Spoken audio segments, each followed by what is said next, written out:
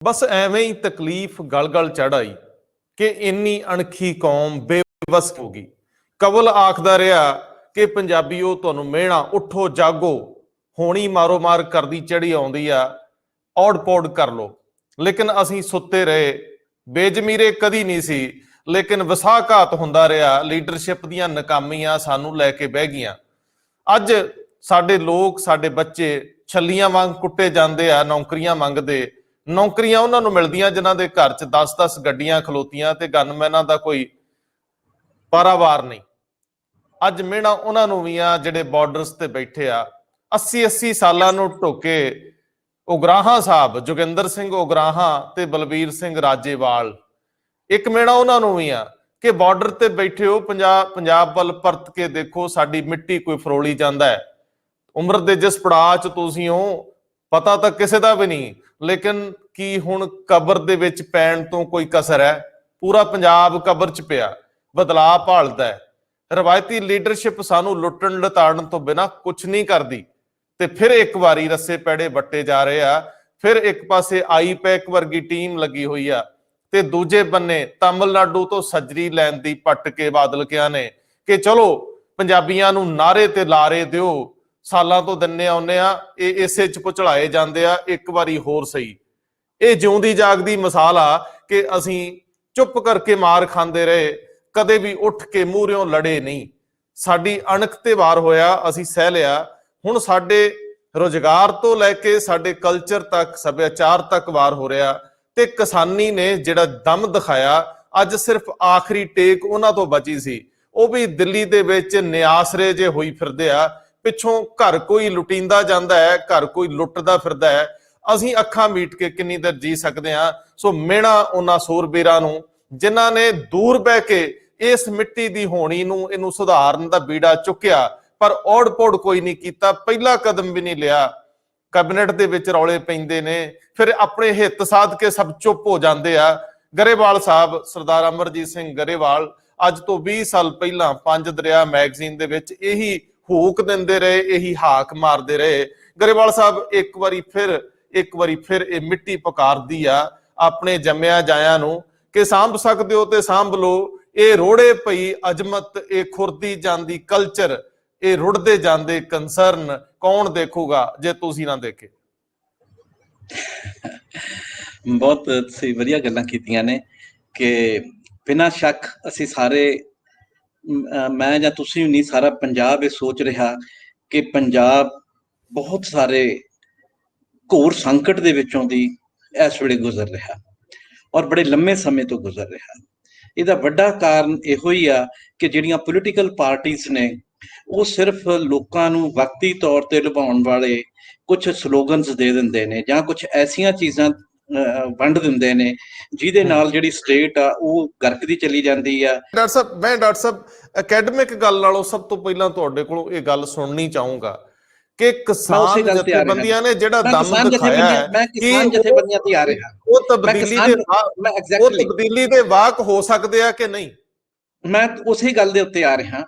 ਮੈਂ ਬਿਲਕੁਲ ਸਪਸ਼ਟ, ਮੈਂ ਇਹੀ ਗੱਲ ਕਹਿ ਰਿਹਾ ਕਿ ਇਸ ਵੇਲੇ ਕਿਸਾਨ ਜਥੇਬੰਦੀਆਂ ਦੀ ਜ਼ਿੰਮੇਵਾਰੀ ਕੀ ਬਣਦੀ ਆ। ਤੁਸੀਂ ਦੇਖੋ, ਮੈਂ ਹੁਣ ਚੰਡੀਗੜ੍ਹ ਤੋਂ ਆ ਰਿਹਾ ਸੀ। ਚੰਡੀਗੜ੍ਹ ਦੇ ਵਿੱਚ ਹਰ ਚੌਕ ਦੇ ਵਿੱਚ ਲੋਕ ਖੜ ਕੇ ਕਿਸਾਨਾਂ ਦੇ ਹੱਕ ਦੇ ਵਿੱਚ ਨਾਅਰਾ ਲਾ ਰਹੇ ਸੀ। ਉਹ ਲੋਕ, ਉਹਨਾਂ ਦੇ ਵਿੱਚ ਜ਼ਿਆਦਾ ਯੂਥ ਸੀ ਔਰ ਚੰਡੀਗੜ੍ਹ ਦੀ ਯੂਥ ਸੀ। ਉਹ ਲੋਕ ਕਿਸਾਨੀ ਦੇ ਨਾਲ ਨਹੀਂ ਜੁੜੇ ਹੋਏ, ਉਹ ਖੇਤੀ ਨਹੀਂ ਕਰਦੇ, ਪਰ ਉਹ ਕਿਸਾਨਾਂ ਦੇ ਨਾਲ ਖੜੇ ਨੇ। ਉਹਨਾਂ ਨੂੰ ਹੈ ਕਿ ਕਿਸਾਨਾਂ ਦੇ ਕੋਈ ਕੰਸਰਨ ਨੇ, ਸਾਨੂੰ ਉਹਨਾਂ ਨੂੰ ਸਪੋਰਟ ਕਰਨੀ ਚਾਹੀਦੀ ਆ। ਔਰ ਉੱਥੇ ਦਿੱਲੀ ਦੇ ਵਿੱਚ ਜਿਨ੍ਹਾਂ ਲੋਕਾਂ ਨੇ ਕਿਸਾਨਾਂ ਨੂੰ ਸਪੋਰਟ ਕੀਤੀ ਆ, ਉਹ ਸਿਰਫ ਕਿਸਾਨ ਨਹੀਂ ਸੀਗੇ, ਉਹਦੇ ਵਿੱਚ ਪਿੰਡਾਂ ਤੋਂ ਗਏ ਹੋਏ ਹੋਰ ਬਹੁਤ ਤਰ੍ਹਾਂ ਦੇ ਲੋਕ ਵੀ ਸ਼ਾਮਲ ਸੀ, ਅਲੱਗ-ਅਲੱਗ ਜਾਤ ਬਰਾਦਰੀਆਂ ਦੇ ਲੋਕ ਵੀ ਸ਼ਾਮਲ ਸੀ। ਉਹ ਬਹੁਤ ਸਾਰੇ ਲੋਕ ਸੀ ਜਿਹੜੇ ਖੁਦ ਖੇਤੀ ਨਹੀਂ ਕਰਦੇ ਤੇ ਮੁਸ਼ਕਲ ਨਾਲ ਪੰਜਾਬ ਦੇ ਵਿੱਚ 30% ਪੰਜਾਬ ਦੇ ਪਿੰਡਾਂ ਦੇ ਵਿੱਚ, ਪੰਜਾਬ ਦੇ ਵਿੱਚ ਲੋਕ ਖੇਤੀ ਕਰਦੇ ਹੋਣੇ ਨੇ। ਇਹਦਾ ਮਤਲਬ ਦੂਸਰੇ ਜਿਹੜੇ ਲੋਕ ਨੇ, ਪਾਰਟਿਕੂਲਰਲੀ ਜਿਹੜੀ ਯੂਥ ਆ, ਉਹ ਇਸ ਵਾਰ ਕਿਸਾਨਾਂ ਦੇ ਨਾਲ ਖੜੀ ਆ। ਉਹਨਾਂ ਨੇ ਆਪਣੀ ਜ਼ਿੰਮੇਵਾਰੀ ਸਮਝੀ ਆ ਕਿਸਾਨਾਂ ਦੇ ਨਾਲ ਖੜਨਾ। ਕੀ ਪੰਜਾਬ ਦੇ ਇਹ ਜਿਹੜੇ ਕਿਸਾਨ ਨੇ, ਕਿਸਾਨ ਜਥੇਬੰਦੀਆਂ ਨੇ, ਇਹਨਾਂ ਨੂੰ ਸਿਵਾਏ ਆਪਣੇ ਇੰਟਰਸਟ ਤੋਂ ਕੀ ਯੂਥ ਦਾ ਕੋਈ ਇੰਟਰਸਟ ਨਹੀਂ ਦਿਖਾਈ ਦੇ ਰਿਹਾ? ਕੀ ਦੂਸਰੀਆਂ ਜਿਹੜੀਆਂ ਜਾਤ ਬਰਾਦਰੀਆਂ ਨੇ ਉਹਨਾਂ ਦਾ ਕੋਈ ਇੰਟਰਸਟ ਨਹੀਂ ਇਹਨਾਂ ਨੂੰ ਮਤਲਬ ਰਿਹਾ? ਅਸੀਂ ਜਾ ਕੇ ਦਿੱਲੀ ਬੈਠ ਗਏ ਤਾਂ ਐਸਕੇਪਿਜ਼ਮ ਹੋ ਗਿਆ। ਤੇ ਤੁਸੀਂ ਪੰਜਾਬ ਦੇ ਵਿੱਚ ਲੜੋ। ਪੰਜਾਬ ਦੇ ਜਿਹੜੇ ਇਸ਼ੂਜ਼ ਨੇ, ਇਕੱਲੇ ਕਿਸਾਨੀ ਦੇ ਇਸ਼ੂ ਨਾ ਉਠਾਓ, ਪੰਜਾਬ ਦੇ ਸਮੁੱਚੇ ਕਿਸਾਨੀ ਦੇ ਇਸ਼ੂ ਵੀ ਬਾਕੀ ਸਾਰੇ ਇਸ਼ੂਜ਼ ਦੇ ਨਾਲ ਜੁੜੇ ਹੋਏ ਨੇ। ਤੁਸੀਂ ਜੇ ਡਬਲ ਵੀ ਕਰਵਾ ਲਈ ਆਪਣੀ ਕੀਮਤ ਜਿਣਸ ਦੀ, ਜੇ ਤੁਹਾਡੇ ਕੋਲ 2 ਏਕੜ ਨੇ ਤਾਂ ਤੁਹਾਡਾ ਕੀ ਬਣ ਜਾਏਗਾ? ਹਾਂ, ਤੁਹਾਡਾ ਉਦੋਂ ਬਣੇਗਾ ਜਦੋਂ ਤੁਹਾਡੇ ਬੱਚੇ ਨੂੰ ਨੌਕਰੀ ਮਿਲ ਗਈ, ਤੇ ਇਸ ਕਰਕੇ ਉਹ ਵੀ ਮਾਡਰਨ ਸੈਕਟਰ ਦੇ ਵਿੱਚ ਨੌਕਰੀ ਮਿਲੇ। ਪੰਜਾਬ ਦੇ ਕਿਸਾਨਾਂ ਨੂੰ ਜਿੰਨੀ ਦੇਰ ਤੱਕ ਉਹਨਾਂ ਦੇ ਪਰਿਵਾਰਾਂ ਦੇ ਵਿੱਚ ਦੂਸਰੇ ਜਿਹੜੇ ਮਾਡਰਨ ਸੈਕਟਰ ਦੇ ਵਿੱਚ ਉਹਨਾਂ ਦੀਆਂ ਲੇਡੀਜ਼ ਤੇ ਉਹਨਾਂ ਦੇ ਬੰਦੇ ਨਹੀਂ ਜਾਂਦੇ, ਉਨੀ ਦੇਰ ਤੱਕ ਉਹਨਾਂ ਦੀ ਸਮੱਸਿਆ ਹੱਲ ਨਹੀਂ ਹੋ ਸਕਦੀ। ਦੂਸਰੀ ਗੱਲ ਮੈਂ ਹੋਰ ਕਹਿਣਾ ਚਾਹੁੰਦਾ, ਡਾਕਟਰ ਸਾਹਿਬ, ਮੈਂ ਫਿਰ ਮੈਂ ਦੇਖੋ ਸਵਾਲ ਸਿਰਫ ਇਹ ਹੈ ਕਿ ਤੁਸੀਂ ਬੜਾ ਸੋਹਣਾ, ਇਸ ਵੇਲੇ ਜੇਕਰ ਕੋਈ ਤਬਦੀਲੀ ਲਈ ਸਭ ਤੋਂ ਬਿਹਤਰੀਨ ਪ੍ਰਤੀਨਿਧਤਾ ਤਾਂ ਉਹ ਸੀ ਜਿਨ੍ਹਾਂ ਨੇ ਦਮ ਦਿਖਾਇਆ ਲੜਨ ਦਾ, ਜੁਝਾਰੂ ਬਿਰਤੀ ਦਿਖਾਈ, ਉਹ ਸੀ ਕਿਸਾਨੀ ਲੀਡਰਸ਼ਿਪ ਤੇ ਕਿਸਾਨੀ ਸਰੋਕਾਰ। ਦੂਜੀ ਗੱਲ ਕਿ ਨੋ ਡਾਊਟ ਕਿ ਉਹਨਾਂ ਨੂੰ ਸਰਹੱਦ ਤੇ ਬਹਿਣਾ ਚਾਹੀਦਾ। ਕੇਂਦਰ ਦੇ ਵੱਡੇ ਹਾਕਮ ਨੂੰ ਜਿਸ ਤਰੀਕੇ ਨਾਲ ਉਹਨਾਂ ਸ਼ੀਸ਼ਾ ਵਿਖਾਇਆ ਬਿਹਤਰੀਨ ਹੈ, ਉਹਨਾਂ ਨੂੰ ਆਪਣੇ ਹਿੱਤਾਂ ਲਈ, ਹੱਕਾਂ ਲਈ ਲੜਨਾ ਚਾਹੀਦਾ। ਲੇਕਿਨ ਅਗਲੇ 5 ਸਾਲ ਲਈ ਜਿਹੜੇ ਰੱਸੇ ਪੈੜੇ ਵੱਟੇ ਜਾ ਰਹੇ ਆ ਪੰਜਾਬ 'ਚ, ਤੁਸੀਂ ਸਿਰਫ ਤੇ ਸਿਰਫ ਤਹਿਸੀਲਾਂ ਨਹੀਂ ਘੇਰਨ ਜੋਗੇ, ਥਾਣਿਆਂ ਦੇ ਬਾਹਰ ਧਰਨੇ ਨਾ ਦਿਓ, ਤੁਸੀਂ ਮੰਡੀਆਂ ਨਾ, ਆੜਤੀਆਂ ਦੇ ਆਲੇ ਦੁਆਲੇ ਨਾ ਫਿਰੋ। ਤੁਹਾਡੇ ਜ਼ਿੰਮੇ ਇਸ ਵੇਲੇ ਪੰਜਾਬ ਦੇ ਲੋਕਾਂ ਦੀ ਤਕਦੀਰ ਵੀ ਆ ਕਿ ਜੇਕਰ ਕੋਈ ਬਦਲਣ ਲਈ ਤਿਆਰ ਨਹੀਂ ਤੇ ਤੁਸੀਂ, ਪੰਜਾਬ ਨੇ ਤੁਹਾਨੂੰ ਪੂਰੀ ਤਰ੍ਹਾਂ ਸਮਰਪਣ ਨਾਲ ਸਪੋਰਟ ਕੀਤਾ ਤੇ ਤੁਸੀਂ ਹੁਣ ਇਨ ਰਿਟਰਨ ਉਹਨਾਂ ਲੋਕਾਂ ਨੂੰ ਉਸੇ ਤਰ੍ਹਾਂ ਦੀ ਲੀਡਰਸ਼ਿਪ ਮੁਹੱਈਆ ਕਰਾਓ। ਤੁਸੀਂ ਦਾਅਵਾ ਕਰੋ ਕਿ ਤੁਸੀਂ ਪੋਲੀਟੀਕਲ ਸਿਸਟਮ ਬਦਲਣ ਲਈ ਚੁਣਾਵੀ ਰਣਨੀਤੀ, ਰਾਜਨੀਤੀ ਦਾ ਹਿੱਸਾ ਬਣੋਗੇ। ਜਦੋਂ ਜੋਗਿੰਦਰ ਸਿੰਘ ਉਗਰਾਹਾਂ ਕਹਿੰਦੇ ਕਿ ਅਸੀਂ ਇਲੈਕਸ਼ਨ ਨਹੀਂ ਲੜਨੀ, ਜਦੋਂ ਰਾਜੇਵਾਲ ਲੋਕਾਂ ਦੇ ਵਿਰੋਧ ਤੋਂ ਡਰਦੇ ਕਹਿੰਦੇ ਅਸੀਂ ਸਿਆਸੀ ਸੈਟਅਪ 'ਚ ਨਹੀਂ ਵੜਨਾ, ਇਹਦਾ ਮਤਲਬ ਇਹ ਨਹੀਂਗਾ ਕਿ ਲੋਕ ਤੁਹਾਨੂੰ ਸਮਰਥਨ ਦੇਣ ਤੇ ਤੁਸੀਂ ਮਤਲਬ ਪ੍ਰਸਤ ਹੋ ਜਾਓ। ਇਸ ਵੇਲੇ ਜੇ ਕੋਈ ਹੋਰ ਧਿਰ ਨਹੀਂ ਤੁਰਦੀ ਤੇ ਤੁਹਾਡੀ ਜ਼ਿੰਮੇਵਾਰੀ ਦੂਜਿਆਂ ਨਾਲੋਂ ਜ਼ਿਆਦਾ ਹੈ, ਤੁਹਾਡਾ ਵਿਸ਼ਵਾਸ ਜ਼ਿਆਦਾ ਹੈ। ਤੁਹਾਡੇ ਨਾਲ ਤੁਰਨ ਵਾਲੇ 30-35% ਲੋਕ ਸਿੱਧੇ ਕਿਸਾਨੀ ਨਾਲ ਤੁਰ ਸਕਦੇ ਆ। ਜੇ ਤੁਸੀਂ ਨਹੀਂ ਤੁਰਦੇ, ਮਿਹਣਾ ਆਊਗਾ ਕਿ ਤੁਸੀਂ ਮੌਕੇ ਤੋਂ ਭਗੌੜੇ ਹੋਏ। ਫਿਰ ਇਸ ਤਬਦੀਲੀ ਲਈ ਕੋਈ ਦੂਜਾ ਨਹੀਂ ਆਊਗਾ। ਜੇ ਤੁਸੀਂ ਆਪਣਾ ਘਰ ਨਹੀਂ ਸਾਂਭਣਾ ਤੇ ਦੂਜਾ ਤੁਹਾਡੇ ਘਰ ਦੀ ਰਾਖੀ ਕਰਨ ਕਿਉਂ ਆਵੇ? ਮੈਂ ਇਸ ਗੱਲ ਤੋਂ ਅੱਗੇ ਗੱਲ ਵਧਾਉਣਾ ਚਾਹੁੰਦਾ ਜੀ। ਬਿਲਕੁਲ ਠੀਕ ਹੈ, ਮੈਂ ਉਸੇ ਗੱਲ ਵੱਲ ਨੂੰ ਆ ਰਿਹਾ ਸੀ। ਦੇਖੋ, ਗੱਲ ਇਹ ਆ ਕਿ ਬੈਠ ਲਏ ਉਹ ਗਲਤ ਨਹੀਂ ਹੈ। ਕਿਸਾਨਾਂ ਨੇ ਉੱਥੇ ਬੈਠ ਕੇ ਆਪਣਾ ਰੋਸ ਦਿਖਾਇਆ, ਉਹਨਾਂ ਨੇ ਆਪਣੀ ਸਟਰੈਂਥ ਦਿਖਾਈ ਆ, ਉਹਨਾਂ ਨੇ ਸਾਰੀਆਂ ਧਿਰਾਂ ਨੂੰ ਆਪਣੇ ਨਾਲ ਜੋੜਿਆ। ਔਰ ਉਹਨਾਂ ਨੇ ਨਹੀਂ ਜੋੜਿਆ, ਲੋਕ ਉਹਨਾਂ ਦੇ ਨਾਲ ਜੁੜੇ ਨੇ, ਕਿਸਾਨੀ ਦੇ ਹਿੱਤਾਂ ਲਈ ਜੁੜੇ ਨੇ। ਹੁਣ ਸਾਰੇ ਪੰਜਾਬ ਦੀ ਲੋਕਾਂ ਦੀ, ਪਾਰਟਿਕੂਲਰਲੀ ਯੂਥ ਦੀ ਇਹ ਰਿਸਪੌਂਸਿਬਿਲਿਟੀ ਬਣਦੀ ਆ ਕਿ ਉਹ ਅੱਗੇ ਵਧਣ। ਤੇ ਪੰਜਾਬ ਦੇ ਵਿੱਚ ਇਸ ਵੇਲੇ ਸੋਸ਼ਲ ਐਕਸ਼ਨ ਦਾ ਟਾਈਮ ਨਹੀਂ ਹੈ, ਸੋਸ਼ਲ ਰਿਫਾਰਮਸ ਦਾ ਟਾਈਮ ਨਹੀਂ ਹੈ। ਸਿੰਪਲੀ ਮਤਲਬ ਇਸ ਵੇਲੇ ਬਿਲਕੁਲ ਪੋਲੀਟੀਕਲ ਐਕਸ਼ਨ ਦੀ ਜ਼ਰੂਰਤ ਹੈਗੀ ਆ। ਤੇ ਜਿਹਨੂੰ ਭਾਵੇਂ ਯੂਥ ਲੀਡ ਕਰਦੀ ਆ, ਭਾਵੇਂ ਜੋ ਮਰਜ਼ੀ ਜਿਹੜੇ ਲੀਡ ਕਰਦੇ ਨੇ, ਪਰ ਕਿਸਾਨਾਂ ਨੂੰ ਉਹਨਾਂ ਦੇ, ਜੇ ਉਗਰਾਹਾਂ ਸਾਹਿਬ ਜਾਂ ਕੁਝ ਹੋਰ ਲੋਕ ਇਲੈਕਸ਼ਨ ਨਹੀਂ ਲੜਨਾ ਚਾਹੁੰਦੇ, ਵੈਲ ਕੋਈ ਇਸ਼ੂ ਨਹੀਂ ਇਹ, ਪਰ ਉਹਨਾਂ ਨੂੰ ਬਹੁਤ ਡਟ ਕੇ ਜ਼ੋਰ ਦੇ ਨਾਲ ਪੰਜਾਬ ਦੀ ਜਿਹੜੀ ਮੌਜੂਦਾ ਵਿਵਸਥਾ ਹੈਗੀ ਆ, ਇਹਦੇ ਵਿੱਚ ਰੈਡੀਕਲ ਤਬਦੀਲੀਆਂ ਲਈ ਇੱਕ ਰਾਹ ਤਿਆਰ ਕਰਨ ਦੀ ਜ਼ਰੂਰਤ ਹੈਗੀ ਆ। ਸੋ ਮਤਲਬ ਇਸ ਵੇਲੇ ਕਿਸਾਨੀ ਦੇ ਜਿਹੜੇ ਮੁੱਦੇ ਨੇ ਉਹ ਸਿਰਫ ਸੈਂਟਰ ਰਾਹੀਂ ਸਾਰੇ ਹੱਲ ਨਹੀਂ ਹੋ ਜਾਣੇ। ਪੰਜਾਬ ਦੇ ਵਿੱਚ ਬਹੁਤ ਸਾਰੇ ਇੰਸਟੀਟਿਊਸ਼ਨਸ ਨੇ, ਬਹੁਤ ਸਾਰੀਆਂ ਸੰਸਥਾਵਾਂ ਨੇ, ਬਹੁਤ ਸਾਰੇ ਚੀਜ਼ਾਂ ਨੇ ਜਿਹੜੀਆਂ ਪੰਜਾਬ ਦੇ ਵਿੱਚ ਕਿਸਾਨੀ ਨੂੰ ਬਹੁਤ ਹੈਲਪਫੁਲ ਸਾਬਤ ਹੋ ਸਕਦੀਆਂ। ਉਹ ਤਾਂ ਸਾਰੀਆਂ ਦੀਆਂ ਸਾਰੀਆਂ ਗਰਕਦੀਆਂ ਜਾ ਰਹੀਆਂ ਨੇ, ਖਤਮ ਹੁੰਦੀਆਂ ਜਾ ਰਹੀਆਂ, ਮਿਸਯੂਜ਼ ਹੋ ਰਹੀਆਂ ਨੇ। ਉਹਨਾਂ ਨੂੰ ਵੀ ਤਾਂ ਸੰਭਾਲਣ ਦੀ ਜ਼ਰੂਰਤ ਹੈਗੀ ਆ।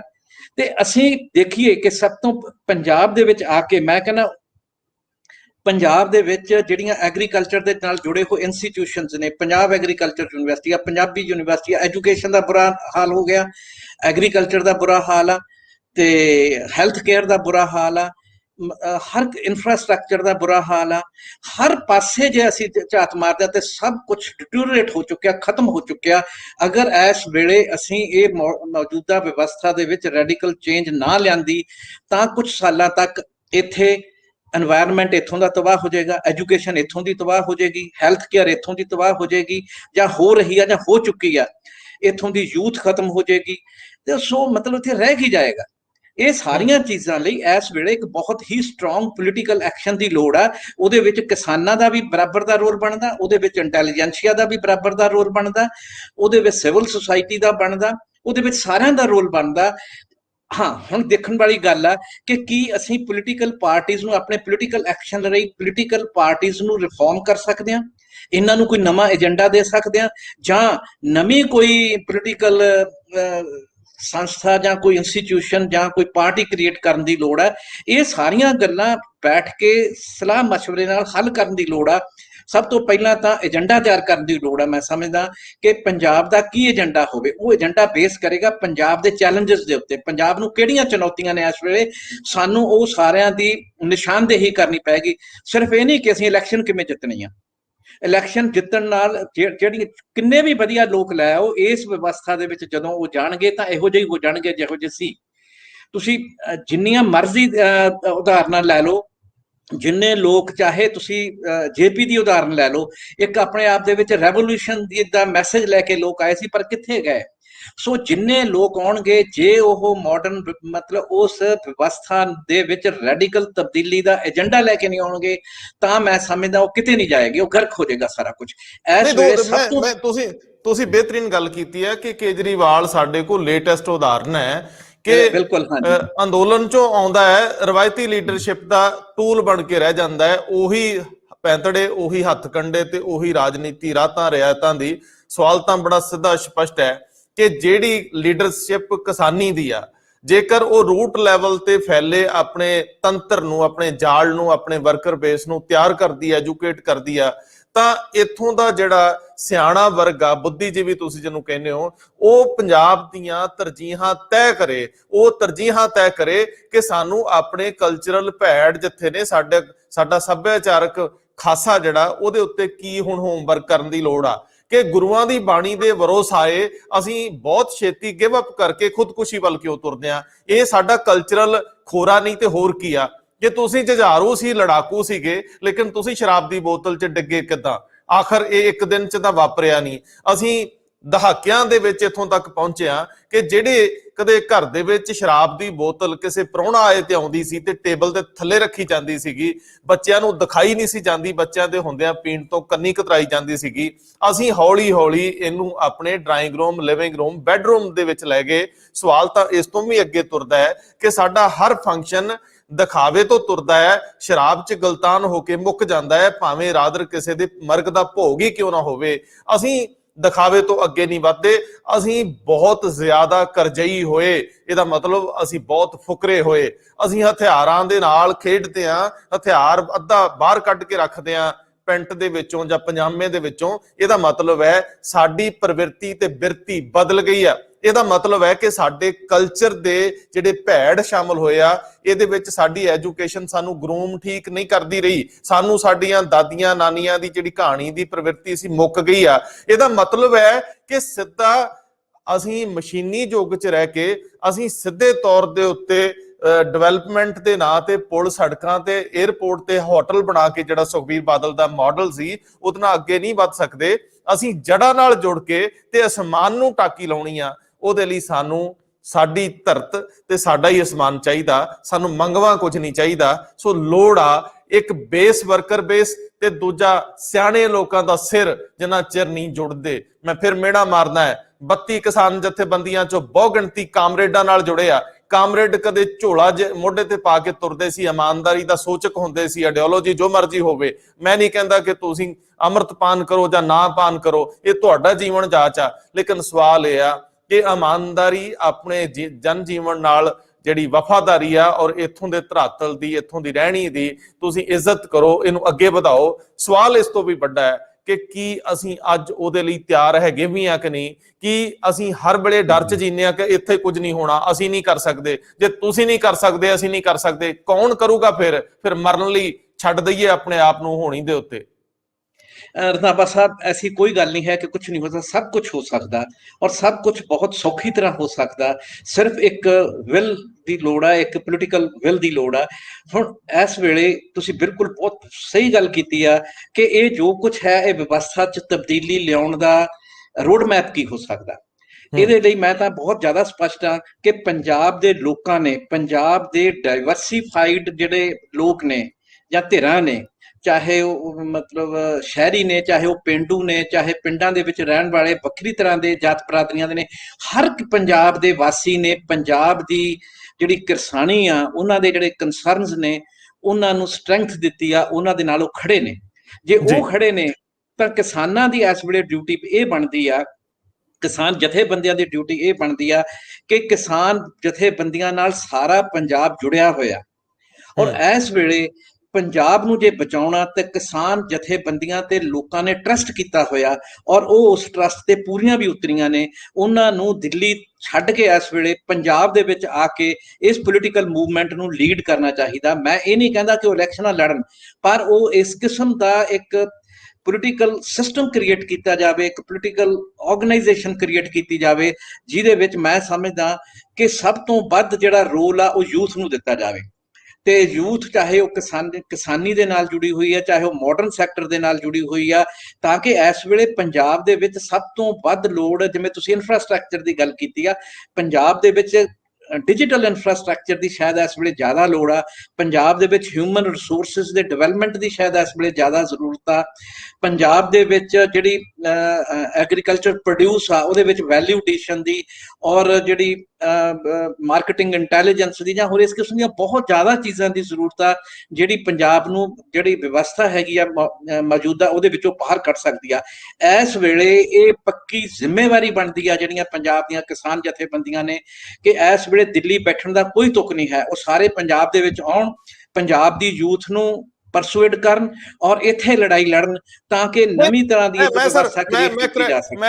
ਮੈਂ ਕਰੈਕਟ ਕਰੂੰਗਾ ਔਰ ਮੈਂ ਇਤਰਾਜ਼ ਦਰਜ ਕਰੂੰਗਾ। ਦਿੱਲੀ ਬਹਿਣ ਦੀ ਲੋੜ ਆ, ਦਿੱਲੀ ਬੈਠਣ, ਵੰਡ ਕੇ ਬੈਠਣ, ਸੰਕੇਤਕ ਬੈਠਣ, ਉੱਥੇ ਜਿੰਨੇ ਲੋਕ ਵੀ ਹੈਗੇ ਬੈਠਣ, ਲੇਕਿਨ ਜਿਹੜੀ ਸਪੋਰਟ ਲੱਖਾਂ ਲੋਕਾਂ ਦੀ ਪੰਜਾਬ ਚੋਂ ਮਿਲੀ ਆ, ਉਹਨਾਂ ਦੇ ਵਿੱਚੋਂ 90% ਹੁਣ ਪੰਜਾਬ 'ਚ 10 ਉੱਥੇ ਬੈਠ ਜਾਣ, 90% ਨੂੰ ਇੱਥੇ ਮੋਟੀਵੇਟ ਕਰੋ, ਉਹਨਾਂ ਨੂੰ ਉਹਨਾਂ ਦੀ ਸਕੂਲਿੰਗ ਕਰੋ, ਚੇਤਨਾ ਲਿਆਓ, ਜਾਗਰੂਕਤਾ ਲਿਆਓ, ਜੋ ਵੀ ਕਰੋ। ਮੈਂ ਗਰੇਵਾਲ ਸਾਹਿਬ ਇੱਕ ਸਿੱਧਾ ਸਵਾਲ ਕਰਦਾ, ਮੈਂ ਸਰਚ ਕਰਦਾ ਸੀ, 100 ਕਰੋੜ ਰੁਪਈਆ ਘੱਟੋ ਘੱਟ ਪ੍ਰਸ਼ਾਂਤ ਕਿਸ਼ੋਰ ਦੀ ਜਿਹੜੀ ਕੰਪਨੀ ਆ ਉਹ ਲੈਂਦੀ ਆ ਚੋਣ ਮੁਹਿੰਮ ਲਈ, ਘੱਟੋ ਘੱਟ 100 ਕਰੋੜ। ਔਰ ਇਸੇ ਤਰ੍ਹਾਂ ਦਾ ਮੇਰੇ ਕੋਲ ਲੇਟੈਸਟ ਇਹ ਬਿਲਕੁਲ ਇਨਫੋਰਮੇਸ਼ਨ ਆ, ਮੈਂ ਇਹਨੂੰ ਦਰੁਸਤ ਕਰਨਾ ਚਾਹੂੰਗਾ ਹੋਰ, ਕਿ 100 ਕਰੋੜ ਤੋਂ ਜ਼ਿਆਦਾ ਸੁਖਬੀਰ ਬਾਦਲ ਨੇ ਵੀ ਇਹ ਆਪਣੀ ਇਸ ਰਣਨੀਤੀ ਤੇ ਲਾਉਣ ਦਾ ਫੈਸਲਾ ਕੀਤਾ ਹੈ। ਤੇ ਜਦੋਂ 100 ਕਰੋੜ ਦੀ ਗੇਮ ਹੋਵੇ, ਪੰਜਾਬੀਆਂ ਲਈ ਕੁਝ ਔਖਾ ਨਹੀਂਗਾ। ਮੈਨੂੰ ਲੱਗਦਾ ਤੁਸੀਂ ਇਹ ਲੋਕ ਜਿਹੜੇ ਰਵਾਇਤੀ ਲੀਡਰਸ਼ਿਪ ਹੈ, ਇਹ ਲੋਕ ਜਿਹੜੀ ਰਵਾਇਤੀ ਸਿਆਸੀ ਧਿਰਾਂ ਨੇ, ਜੇ ਇਹਨਾਂ ਨੂੰ ਵੀ ਮਜਬੂਰ ਨਾ ਕਰ ਦਿਓ ਕਿ ਪੰਜਾਬ ਲਈ ਪੰਜਾਬ ਦਾ ਏਜੰਡਾ ਲਾਗੂ ਕਰਨਾ, ਪੰਜਾਬ ਨੂੰ ਖੜੇ ਕਰਨ ਲਈ ਇੱਥੋਂ ਦੇ ਜਿੰਨੇ ਵੀ ਸਰੋਕਾਰ ਨੇ ਉਹਨਾਂ ਨੂੰ ਸਾਹਮਣੇ ਰੱਖੇ ਬਿਨਾਂ ਇਲੈਕਸ਼ਨ 'ਚ ਜਾਣ ਤੋਂ, ਔਰ ਮੈਨੂੰ ਲੱਗਦਾ ਜੇਕਰ ਤੁਸੀਂ ਧਿਰ ਨਹੀਂ ਬਣਾਓਗੇ, ਤੁਸੀਂ ਫਾਈਟਰ ਨਹੀਂ ਹੋਵੋਗੇ, ਰੁਲ ਜਾਓਗੇ, ਲਗਾਤਾਰ 20, 25, 30 ਸਾਲਾਂ ਤੋਂ ਜਿਹੜੀ ਹੋਣੀ ਹੰਡਾਉਂਦੇ ਆ ਰਹੇ ਹੋ, ਉਦੋਂ ਹੀ ਫਿਰ ਅੱਗੇ ਵਿਸਥਾਰ ਹੋਊਗਾ। ਇਸ ਕਰਕੇ ਇਹਨਾਂ ਦੀ ਜ਼ਿੰਮੇਵਾਰੀ ਜ਼ਿਆਦਾ ਹੈ ਕਿ ਤੁਰੰਤ ਪ੍ਰਭਾਵ ਨਾਲ ਸਿਆਸੀ ਸਮਾਜਿਕ ਚੇਤਨਾ ਦੇ ਇਹ ਵਾਹਕ ਬਣਿਆ, ਇਹ ਹੁਣ ਲੀਡ ਕਰਨ। ਜੇ ਹੁਣ ਲੀਡ ਨਹੀਂ ਕਰਨਗੇ, ਭਗੌੜੇ ਖਵਾਉਣਗੇ, ਇਹ ਜੇ ਪੰਜਾਬ ਦੇ ਵਿੱਚ ਆ ਕੇ ਆਪਣੀ ਸਿਆਸੀ ਹੋਂਦ-ਹਸਤੀ ਨਹੀਂ ਦਿਖਾਉਂਦੇ, ਸਰਗਰਮੀ ਨਹੀਂ ਵਿੱਢਦੇ, ਇਹ ਸਿਰਫ ਇੱਥੋਂ ਤੱਕ ਹੀ ਨਾਰੇ ਦਿੰਦੇ ਰਹਿਣਗੇ ਕਿ ਇਹਨਾਂ ਦਾ ਸਿਆਸੀ ਬੰਦਿਆਂ ਦਾ ਬਾਈਕਾਟ ਕਰੋ, ਮੈਨੂੰ ਲੱਗਦਾ ਇੰਜ ਕੁਝ ਨਹੀਂ ਹੋਣ ਵਾਲਾ। ਸੋ ਇਸ ਵੇਲੇ ਸਭ ਤੋਂ ਵੱਡੀ ਲੋੜ ਆ ਕਿ ਇਹ ਆਪਣੀ ਨੈਤਿਕ ਤੇ ਅਖਲਾਕੀ ਜ਼ਿੰਮੇਵਾਰੀ ਨਿਭਾਉਂਦਿਆਂ ਇੱਕ ਲੀਡਰ ਦਾ ਰੋਲ ਪਲੇ ਕਰਨ। ਜੇ ਨਹੀਂ ਇਲੈਕਸ਼ਨ ਲੜਨੀ ਤਾਂ ਇਲੈਕਸ਼ਨ ਲੜਨ ਵਾਲੇ ਬੰਦੇ ਪੈਦਾ ਕਰਨ, ਜੇ ਇਲੈਕਸ਼ਨ ਨਹੀਂ ਲੜਨੀ ਤਾਂ ਸਿਆਸੀ ਧਿਰ ਬਣਾਉਣ, ਉਹਨਾਂ ਲੋਕਾਂ ਨੂੰ ਅੱਗੇ ਲਾਉਣ ਜਿਹੜੇ ਸਹੁੰ ਖਾ ਕੇ ਤੁਰਨ ਕੇ ਇਸ ਖਿੱਤੇ ਦੀ ਹੋਣੀ ਲਈ ਖੜੇ ਹੋਣਗੇ। ਰੰਧਾਵਾ ਸਾਹਿਬ ਬਿਲਕੁਲ ਠੀਕ ਗੱਲ ਹੈ। ਤੁਸੀਂ ਇਹ ਜਿਹੜੀ ਗੱਲ ਕਹਿ ਰਹੇ ਕਿ ਉੱਥੇ ਵੀ ਬੈਠਣ, ਮੈਂ ਸਮਝਦਾ ਕਿ ਉੱਥੇ ਸਿੰਬੋਲਿਕ ਤੌਰ ਤੇ ਬੈਠੇ ਰਹਿਣ, ਪਰ ਜੇ ਬੀਜੇਪੀ ਨੂੰ ਹੀ ਟੱਕਰਨਾ ਤਾਂ ਪੰਜਾਬ 'ਚ ਆ ਕੇ ਟੱਕਰਨ, ਕਾਂਗਰਸ ਨੂੰ ਟੱਕਰਨਾ ਤਾਂ ਪੰਜਾਬ ਦੇ ਵਿੱਚ ਆ ਕੇ ਟੱਕਰ, ਔਰ ਆਪਣੀ ਇੱਕ ਪੋਲੀਟੀਕਲ ਵਿਵਸਥਾ ਬਣਾਉਣ, ਪਾਰਟੀ ਬਣਾਉਣ, ਜਾਂ ਜਿਸ ਤਰ੍ਹਾਂ ਨਾਲ ਵੀ ਹੋ ਸਕਦਾ ਇਸ ਪਾਸੇ ਕੰਮ ਕੀਤਾ ਜਾਵੇ। ਤੇ ਜਦੋਂ ਸਾਰੇ ਦਾ ਸਾਰਾ ਜਿਹੜਾ ਉੱਥੇ ਜਿਹੜੇ ਬੈਠੇ ਹੋਏ ਨੇ ਪੰਜਾਬ ਦੇ ਵਿੱਚ, ਜਦੋਂ ਉਹ ਆ ਗਏ ਆਪਣੀ ਉਸੇ ਸ਼ਕਤੀ ਨਾਲ, ਉਸੇ ਆਪਣੀ ਸਟਰੈਂਥ ਨਾਲ, ਜਾਂ ਉਸੇ ਆਪਣੀ ਵਿਲ ਪਾਵਰ ਨਾਲ, ਤੇ ਉਸੇ ਹੀ ਆਪਣੀ ਏਕਤਾ ਦੇ ਨਾਲ ਜਿਹੜੀ ਉਹਨਾਂ ਨੇ ਉੱਥੇ ਡਿਸਪਲੇ ਕੀਤੀ ਆ, ਉਹਦੇ ਨਾਲ ਉਹ ਪੰਜਾਬ ਦੇ ਵਿੱਚ ਇੱਕ ਪੋਲੀਟੀਕਲ ਚੇਂਜ ਨੂੰ ਬਹੁਤ ਈਜ਼ੀਲੀ ਲਿਆ ਸਕਦੇ ਨੇ। ਇਸ ਕਰਕੇ ਵੀ ਜ਼ਰੂਰੀ ਮੈਂ ਸਮਝਦਾ ਹੋ ਗਿਆ ਕਿ ਇਸ ਵੇਲੇ ਪੰਜਾਬ ਦੇ ਵਿੱਚ ਵਿਵਸਥਾ ਨੂੰ ਚੇਂਜ ਕਰਨ ਵਾਸਤੇ ਬਹੁਤ ਸਾਰੇ ਗਰੁੱਪ ਜਿਹੜੇ ਕਿਸੇ ਵੇਲੇ ਸੋਸ਼ਲ ਵਰਕ ਕਰਦੇ ਸੀ, ਉਹ ਪੋਲਿਟਿਕਸ ਵੱਲ ਨੂੰ ਆ ਰਹੇ ਨੇ। 4-5 ਗਰੁੱਪ ਤਾਂ ਸਪਸ਼ਟ ਦਿਖਾਈ ਦੇ ਰਹੇ ਨੇ ਜਿਹੜੇ ਇਲੈਕਸ਼ਨ ਦੀ ਤਿਆਰੀ ਕਰ ਰਹੇ ਨੇ। ਸੋ ਇਸ ਵੇਲੇ 3-4 ਜਿਹੜੀਆਂ ਧਿਰਾਂ ਨੇ, ਇੱਕ ਤਾਂ ਟ੍ਰੈਡੀਸ਼ਨਲ ਧਿਰਾਂ ਨੇ ਜਿਹਦੇ ਵਿੱਚ ਅਕਾਲੀ ਦਲ ਆ ਗਿਆ, ਜਿਹਦੇ ਵਿੱਚ ਕਾਂਗਰਸ ਆ ਗਈ, ਬੀਜੇਪੀ ਆ ਗਈ, ਆਪ ਆ ਗਈ, ਔਰ ਇਹਨਾਂ ਦਾ ਅਸੀਂ ਦੇਖ ਚੁੱਕੇ ਹਾਂ ਕਿ ਕੁਝ ਨਹੀਂ ਕਰ ਸਕਦੇ, ਇਹਨਾਂ ਨੇ ਕੁਝ ਨਹੀਂ ਕੀਤਾ ਤੇ ਨਾ ਹੀ ਇਹਨਾਂ ਦੇ ਏਜੰਡੇ ਦੇ ਉੱਤੇ ਹੋਏਗਾ। ਦੂਸਰੇ ਪਾਸੇ 4-5 ਉਹ ਧਿਰਾਂ ਨੇ ਜਿਹੜੀਆਂ ਆਪੋ ਆਪਣੇ ਲੈਵਲ ਦੇ ਉੱਤੇ ਸਾਰਾ ਕੁਝ ਕਰਨ ਦੀ ਕੋਸ਼ਿਸ਼ ਕਰ ਰਹੀਆਂ ਨੇ। ਇਹਨਾਂ ਔਰ ਜੇ ਉਹਨਾਂ ਨੂੰ ਜੋੜਨ ਦੀ ਕੋਸ਼ਿਸ਼ ਕੀਤੀ ਜਾਵੇ, ਉਹ ਵੀ ਇੰਨਾ ਸੌਖਾ ਕੰਮ ਨਹੀਂ ਹੈ। ਪਰ ਜਦੋਂ ਕਿਸਾਨ ਜਥੇਬੰਦੀਆਂ ਇੱਥੇ ਆ ਕੇ ਲੀਡਰਸ਼ਿਪ ਲੈਂਦੀਆਂ ਨੇ ਤਾਂ ਮੈਂ ਸਮਝਦਾ ਕਿ ਸਾਰੇ ਲੋਕ ਉਹਨਾਂ ਦੇ ਨਾਲ ਜੁੜਨਗੇ ਔਰ ਉਹ ਇੱਕ ਖਾਸ ਕਿਸਮ ਦੀ ਪੰਜਾਬ ਨੂੰ ਸੇਧ ਦੇ ਸਕਦੇ ਨੇ। ਇਹ ਤੁਸੀਂ ਬਿਲਕੁਲ ਠੀਕ ਕਿਹਾ, ਕੋਈ ਜ਼ਰੂਰੀ ਨਹੀਂ ਉਹ ਇਲੈਕਸ਼ਨ ਲੜਨ, ਔਰ ਉਹਨਾਂ ਨੂੰ ਲੜਨੀ ਵੀ ਨਹੀਂ ਚਾਹੀਦੀ। ਇਲੈਕਸ਼ਨ ਲੜਨ ਲਈ ਯੂਥ ਨੂੰ ਅੱਗੇ ਲਿਆਉਣਾ ਚਾਹੀਦਾ, ਵਿਮਨ ਨੂੰ ਅੱਗੇ ਲਿਆਉਣਾ ਚਾਹੀਦਾ, ਔਰ ਜਿੰਨੇ ਵੀ ਮਾਰਜਨਲਾਈਜ਼ਡ ਲੋਕ ਨੇ ਉਹਨਾਂ ਨੂੰ ਅੱਗੇ ਲੈ ਕੇ ਆਉਣਾ ਚਾਹੀਦਾ।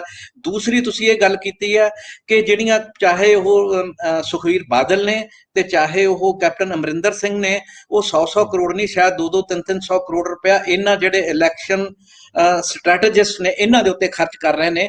ਪੰਜਾਬੀਆਂ ਦੇ ਕੋਲ, ਪੰਜਾਬ ਦੇ ਕੋਲ ਬਹੁਤ ਸਟ੍ਰੈਟੇਜਿਸਟ ਹੈਗੇ ਨੇ। ਦੇਖੋ, ਔਰ ਇਹ ਇਹਨਾਂ ਦੀ ਜਿਹੜੀ ਬੇਸਿਕ ਗੱਲ ਹੁੰਦੀ ਆ ਕਿ ਅਸੀਂ ਕੋਈ ਈਵੈਂਟ ਕ੍ਰੀਏਟ ਕਰੀਏ, ਉਹਦੇ ਵਿੱਚ ਕੋਈ ਮੈਸੇਜ ਦੇ ਦਈਏ, ਝੂਠੀਆਂ ਸੌਹਾਂ ਖਿਲਾ ਦਈਏ, ਇਹ ਸਾਰਾ ਕੁਝ ਇਹ ਕਰਦੇ ਨੇ। ਪਰ ਜਦੋਂ ਪੰਜਾਬ ਦੇ ਵਿੱਚ ਇੰਨੀ ਜ਼ਿਆਦਾ ਜਿਹੜੀ ਮੈਨ ਪਾਵਰ ਹੈਗੀ ਆ, ਐਕਸਪਰਟ ਮੈਨ ਪਾਵਰ ਹੈਗੀ ਆ, ਇੰਨੇ ਡਿਜੀਟਲ ਜਿਹੜੀ ਕੰਪੇਨਿੰਗ ਆ ਉਹਦੇ ਮਾਹਰ ਹੈਗੇ ਨੇ, ਉਹ ਲੋਕ ਇਹਨਾਂ ਨੂੰ, ਕਿਸਾਨਾਂ ਨੂੰ ਜਾਂ ਕਿਸਾਨਾਂ ਦੁਆਰਾ ਖੜੀ ਕੀਤੀ ਪੋਲੀਟੀਕਲ ਵਿਵਸਥਾ ਨੂੰ ਮੁਫਤ ਆਪਣੀਆਂ ਜਿਹੜੀਆਂ ਸਾਰੀਆਂ ਸੇਵਾਵਾਂ ਨੇ ਉਹ ਦੇਣ ਲਈ ਤਿਆਰ ਹੋਣਗੇ। ਸੋ ਇਸ ਵੇਲੇ ਜਿਹੜੀ ਇਹ ਸਾਰੀ ਦੀ ਸਾਰੀ ਤਿਆਰ ਆ ਭੂਮੀ, ਜ਼ਮੀਨ ਤੇ, ਔਰ ਉਹਦੇ ਉੱਤੇ ਸਿਰਫ ਮਤਲਬ ਇਸ ਵੇਲੇ ਇੱਕ ਇਨੀਸ਼ੀਏਟਿਵ ਲੈਣ ਦੀ ਜ਼ਰੂਰਤ ਹੈਗੀ ਆ ਕਿਸਾਨ ਜਥੇਬੰਦੀਆਂ ਨੂੰ। ਤੁਸੀਂ ਬਾਰ-ਬਾਰ ਇਸ ਗੱਲ ਨਾ ਕਰੋ ਕਿ ਉੱਥੇ ਵੀ ਬੈਠੇ ਰਹੋ, ਉੱਥੇ ਜੋ ਲੜਾਈ ਲੜਨੀ ਆ ਇੱਥੇ ਆ ਕੇ ਲੜੋ। ਇਸ ਵੇਲੇ ਜਦੋਂ ਇੱਥੋਂ ਲੜਾਈ ਜਿੱਤ ਕੇ ਗਏ ਹੋ ਤੁਸੀਂ, ਫਿਰ ਜਦੋਂ ਤੁਸੀਂ ਉੱਥੇ ਜਾ ਕੇ ਦਿੱਲੀ ਉਹਨਾਂ ਕੋਲ ਆਪਣੀਆਂ ਮੰਗਾਂ ਲੈ ਕੇ ਜਾਓਗੇ ਔਰ ਆਪਣੀ ਸਰਕਾਰ ਬਣਾ ਕੇ ਜਾਓਗੇ ਤਾਂ ਬਿਲਕੁਲ ਵੱਖਰੀ ਤਰ੍ਹਾਂ ਦੀ ਸਥਿਤੀ ਹੋਏਗੀ। ਮਤਲਬ ਇਹ ਨਹੀਂ ਹੈਗਾ ਕਿ ਇੱਕ ਸਟ੍ਰੈਟਜੀ ਬਣਾ ਕੇ ਸਾਰੀ ਉਮਰ ਉਸੇ ਤੇ ਹੀ ਤੁਰੇ ਰਹੋ। ਗੱਲ ਤਾਂ ਇਹ ਆ ਕਿ ਸਟ੍ਰੈਟਜੀ ਦੇ ਵਿੱਚ ਵੀ ਚੇਂਜ ਹੋਣੀ ਚਾਹੀਦੀ ਆ। ਤੁਸੀਂ ਇੱਥੇ ਆਪਣੀ ਸਰਕਾਰ ਬਣਾਓ, ਇੱਥੋਂ ਆਪਣੀ ਸਟਰੈਂਥ ਕ੍ਰੀਏਟ ਕਰੋ ਔਰ ਫਿਰ ਦਿੱਲੀ ਜਾ ਕੇ ਆਪਣੀ ਗੱਲ ਉੱਥੇ ਉਹਨਾਂ ਦੇ ਸਾਹਮਣੇ। ਬਿਲਕੁਲ ਗਰੇਵਾਲ ਸਾਹਿਬ, ਲਚਕ ਹੋਣੀ ਚਾਹੀਦੀ ਆ ਤੁਹਾਡੇ ਸਟੈਂਡ ਦੇ ਵਿੱਚ, ਇੰਨੀ ਲਚਕ ਹੋਣੀ ਚਾਹੀਦੀ ਆ ਕਿ ਤੁਸੀਂ ਕਿਤੇ ਵਿਚਾਲਿਓ ਨਾ ਟੁੱਟ ਜਾਓ। ਇਹ ਵੀ ਸਵਾਲ ਬਹੁਤ ਵੱਡਾ ਹੈ, ਇਹ ਜੋਗਿੰਦਰ ਸਿੰਘ ਉਗਰਾਹਾਂ ਤੇ ਬਲਬੀਰ ਸਿੰਘ ਰਾਜੇਵਾਲ ਦੇ ਧਿਆਨ ਮੰਗਦਾ ਸਵਾਲ ਆ ਕਿ ਜੇਕਰ ਤੁਹਾਡੇ ਕੋਲ ਆਪਣੀ ਧਿਰ ਹੁੰਦੀ ਤੇ ਉਹ ਪ੍ਰਧਾਨ ਮੰਤਰੀ ਦੇ ਘਰ ਦੇ ਬਾਹਰ ਬੈਠੀ ਹੁੰਦੀ ਜਾਂ ਧੂ ਕੇ ਬਾਹਰ ਜੇਲ੍ਹ 'ਚ ਸੁੱਟ ਦਿੰਦੇ। ਜੇਕਰ ਤੁਹਾਡੇ ਆਪਣੇ ਐਮਐਲਏ ਹੁੰਦੇ ਤੇ 117 ਦੇ 17 ਭਾਵੇਂ ਕਿਸੇ ਵੀ ਪਾਰਟੀ ਨਾਲ ਸੀਗੇ, ਤੁਹਾਡੇ ਨਾਲੋਂ ਵਿੱਥ ਤੇ ਜਾ ਕੇ ਉੱਥੇ ਬਹਿ ਜਾਂਦੇ, ਸਾਰੇ ਦੇ ਸਾਰੇ ਐਮਪੀ ਉੱਥੇ ਬਹਿ ਜਾਂਦੇ ਜਾ ਕੇ ਸੰਸਦ ਦੇ ਬਾਹਰ, ਰਾਸ਼ਟਰਪਤੀ ਭਵਨ ਦੇ ਬਾਹਰ। ਇਹਦਾ ਮਤਲਬ ਤੁਹਾਡਾ ਕੋਈ ਨਹੀਂ। ਜੇ ਤੁਸੀਂ ਅਜੇ ਵੀ ਨਹੀਂ ਜਾਗੇ, ਹੁਣ ਕਿਹਦੀ ਉਡੀਕ ਕਰਦੇ ਹੋ? ਹੁਣ ਕੌਣ ਆਏਗਾ ਤੁਹਾਡੇ ਪਿੱਛੇ ਖਲੋਣ ਲਈ? ਤੇ ਜੇਕਰ ਤੁਹਾਨੂੰ ਕਿਸੇ ਦੀ ਲੋੜ ਨਹੀਂ ਤਾਂ ਆਪਣੇ ਸੰਘਰਸ਼ ਨੂੰ ਤੁਸੀਂ ਦੇਖ ਲਿਆ ਕਿ ਲੋਕਾਂ ਦੀ ਜਿਹੜੀ ਵੇਗ ਹੁੰਦੀ ਆ ਉਹ ਕਿੰਨੀ ਦੇਰ ਤੱਕ ਰੱਖੀ ਜਾ ਸਕਦੀ ਆ। ਹਰੇਕ ਦੇ ਘਰਾਂ ਦੇ ਮਸਲੇ ਆ, ਲੱਖਾਂ ਦੀ ਤਾਦਾਦ ਦੇ ਵਿੱਚ ਕਦੇ ਵੀ ਸੰਗਤ ਨਹੀਂ ਬੈਠਦੀ ਔਰ ਕਦੇ ਵੀ ਸਾਲਾਂ ਬੱਧੀ ਵੱਡੇ ਅੰਦੋਲਨ ਘੱਟ ਚੱਲਦੇ ਹੁੰਦੇ ਆ। ਬਹੁਤ ਵਧੀਆ ਗੱਲ ਕੀਤੀ ਆ ਗਰੇਵਾਲ ਸਾਹਿਬ ਨੇ ਕਿ ਕੀ ਬਣਿਆ ਜੇਪੀ ਮੂਵਮੈਂਟ ਦਾ ਤੇ ਕੀ ਬਣਿਆ ਅੰਨਾ ਹਜ਼ਾਰੇ ਦਾ। ਸਵਾਲ ਤਾਂ ਇਹ ਆ, ਜਿੰਨਾ ਚਿਰ ਤੁਸੀਂ ਪੈਂਤੜੇਬਾਜ਼ੀ ਨਾਲ ਆਪਣੀ ਧਿਰ ਜਿਹੜੀ ਸੰਗਠਿਤ ਧਿਰ ਨਹੀਂ ਖੜੀ ਕਰਦੇ, ਉਨੀ ਦੇਰ ਵਕਤੀ ਵੇਗ ਉਤਰਦੇ ਚੜ੍ਹਦੇ ਰਹਿੰਦੇ ਆ। ਮੈਂ ਫਿਰ ਕਹਿਣਾ ਹੈ, ਪੰਜਾਬੀਆਂ ਨੂੰ ਮਿਹਣਾ ਹੈ, ਜੇ ਤੁਹਾਡੇ ਹੱਥੋਂ ਤੁਹਾਡੀ ਅਣਖ ਇੱਜ਼ਤ ਕੋਈ ਖੋਹ ਕੇ ਲੈ ਗਿਆ, ਜੇ ਤੁਹਾਡੇ ਹੱਥੀਂ ਤੁਹਾਡੀ ਧਰਤੀ ਐਵੇਂ ਹੀ ਲੁੱਟੀ ਦੀ ਰਹੀ, ਫਿਰ ਤੁਹਾਡੇ ਵੱਡੇ ਹੋਣ ਦਾ ਤੇ ਐਵੇਂ ਹਿੱਕ ਤੇ ਹੱਥ ਮਾਰ ਕੇ ਆਪਣੇ ਆਪ ਦਾ ਦਾਅਵਾ ਕਰਦੇ ਰਹਿਣ ਦਾ ਕੀ ਦਮ? ਇਤਿਹਾਸਕ ਵਰਤਾਰਿਆਂ ਦੇ ਉੱਤੇ ਕਿੰਨਾ ਚਿਰ ਮਾਣ ਕਰਦੇ ਰਵਾਂਗੇ? ਵਰਤਮਾਨ ਅਕਸਰ ਸਾਨੂੰ ਮਿਹਣਾ ਦਿੰਦਾ ਹੈ, ਅਸੀਂ ਸੁੱਤੇ ਰਹਿ ਗਏ। ਇਤਿਹਾਸ ਇਵੇਂ ਹੀ ਲਿਖਿਆ ਜਾਂਦਾ ਹੈ ਜਿਵੇਂ ਪਹਿਲਾਂ ਲਿਖਿਆ ਗਿਆ, ਤੇ ਇਸ ਸਮੇਂ ਦਾ ਇਤਿਹਾਸ ਜਿਹਦੇ ਚ ਅਸੀਂ ਜੀਨੇ ਆ, ਜਦੋਂ ਉਹ ਲਿਖਿਆ ਜਾਊਗਾ ਤੇ ਫਿਰ ਸ਼ਰਮਸਾਰ ਹੋਵਾਂਗੇ, ਕਿੱਥੇ ਮੂੰਹ ਲੁਕਾਵਾਂਗੇ। ਮੈਂ ਵੀ ਉਹਨਾਂ ਚ ਸ਼ਾਮਲ ਹੈ, ਤੁਸੀਂ ਵੀ ਉਹਨਾਂ ਚ ਸ਼ਾਮਲ ਹੋ। ਮੈਨੂੰ ਨਹੀਂ ਲੱਗਦਾ ਕਿ ਜਿੰਨਾ ਚਿਰ ਤੁਸੀਂ ਕੁਦਰਤੀ ਵਰਤਾਰਿਆਂ ਦੀ ਭੇਂਟ ਨਹੀਂ ਹੁੰਦੇ, ਤੁਹਾਡੇ ਕੋਈ ਕਤਲ ਨਹੀਂ ਹੋ ਜਾਂਦੇ, ਲੜਨਾ ਚਾਹੀਦਾ। ਜੀਵਨ ਬਹੁਤ ਛੋਟਾ ਹੈ। ਅਮਰੀਕਾ ਵਰਗੇ ਦੇਸ਼ 'ਚ ਲੱਖਾਂ ਲੋਕ ਇਸ ਵਾਇਰਸ ਕਰਕੇ ਮਰ ਗਏ ਜਿਨ੍ਹਾਂ ਕੋਲ ਏਡਾ ਵੱਡਾ ਸਿਹਤ ਸਹੂਲਤਾਂ ਦਾ ਢਾਂਚਾ ਸੀਗਾ। ਇਹਦਾ ਮਤਲਬ ਮੌਤ ਅਣਕਿਆਸੀ ਹੁੰਦੀ ਆ, ਲੇਕਿਨ ਉਸ ਤੋਂ ਪਹਿਲਾਂ ਵੀ ਜੀਂਦੇ ਜੀ ਮਰ ਜਾਣਾ ਉਸ ਤੋਂ ਵੀ ਅਣਕਿਆਸਾ ਹੁੰਦਾ ਹੈ। ਮਰ ਕੇ ਜੀਣਾ ਕੋਈ ਜੀਣਾ ਨਹੀਂ, ਲੇਕਿਨ ਜੀਣ ਲਈ ਮਰਨਾ ਉਹ ਭਗਤ ਸਿੰਘ ਬਣਾਉਂਦਾ ਹੈ, ਸਰਾਭਾ ਬਣਾਉਂਦਾ ਹੈ। ਸਵਾਲ ਤਾਂ ਇਹ ਆ ਕਿ ਅੱਜ ਵੀ ਸਰਹੰਦ ਦੀਆਂ ਨੀਹਾਂ ਚੋਂ ਸਵਾਲ ਉੱਠਦਾ ਹੈ ਕਿ ਆਪਣੇ ਵਾਲੀ ਮਰਨ ਵਾਲੇ ਸਦਾ ਜਿਉਂਦੇ ਹੁੰਦੇ ਆ। ਗਰੇਵਾਲ ਸਾਹਿਬ, ਜਜ਼ਬਾਤੀ ਗੱਲਾਂ ਦਾ ਵਕਤ ਨਹੀਂ ਰਿਹਾ, ਇਸ ਤੋਂ ਬਿਨਾਂ ਕਰ ਵੀ ਕੀ ਸਕਦੇ ਆ? ਕਿਹੜੀ ਕੰਧ 'ਚ ਸਿਰ ਮਾਰੀਏ? ਕਿੱਥੇ ਜਾ ਕੇ ਆਪਣੇ ਆਪ ਦਾ ਦੁੱਖ ਰੋਈਏ? ਆਪਣੇ ਲੋਕਾਂ ਕੋਲ ਹੀ ਰੋਣਾ ਹੈ ਕਿ ਜੇ ਕੁਝ ਕਰਨ ਜੋਗੇ ਹੋ ਤਾਂ ਕਰ ਲਓ। ਵਕਤ ਵਿਹਾ ਕੇ ਕੀਤੇ ਦਾ ਪਛਤਾਵਾ ਹੀ ਹੁੰਦਾ ਹੈ। ਬਹੁਤ ਮਿਹਰਬਾਨੀ। Thank you.